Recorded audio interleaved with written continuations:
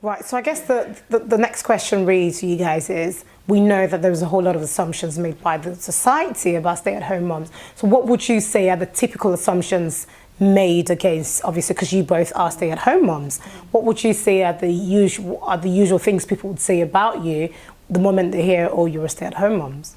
I think it's different now because a lot of people know what I'm doing, so it's complete. Nobody asked me that question, but so when you say people know what you're doing, yeah, what do you mean like by they know, like I'm very visible online, okay. and people who know me, they know exactly what I do. In as much as obviously I work from home and I'm more at home, so I don't really get those sort of questions. But I do understand what you mean by the assumptions, because people believe like if you're at home that you're just there sleeping, you're not doing anything, you're not you're just not doing anything in your life, you're just whiling away time.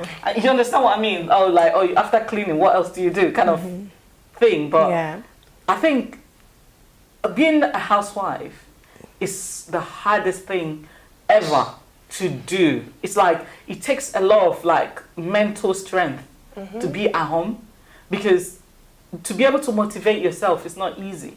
Just being at home by yourself, doing stuff in the house, you know, obviously if the children are in school, exactly. That's where I was coming to. When the kids are in school, you're just there by yourself. You don't have anyone to talk to. So you need to kind of structure your day in such a way that it's feeling and you're being productive.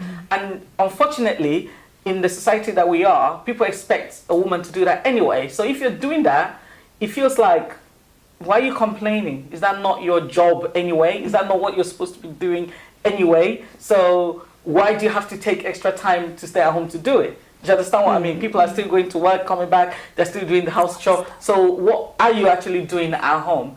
But people don't understand that it's a lot more than that. Yeah. Being able to drop your children off at school, being able to pick them up from school, being there to speak to them, speak to them about their day, cook their favorite meals, making sure that everything is in place, preparation for the next day. It takes a lot to do, and it's something that the society actually needs to be recognizing more, that the work of, you know, it's not easy. Like I remember when I used to do the whole like 9 to 5, rushing there everywhere. It was easier to do that than to be in the house, because I know that at this time I'm off and I'm heading to work.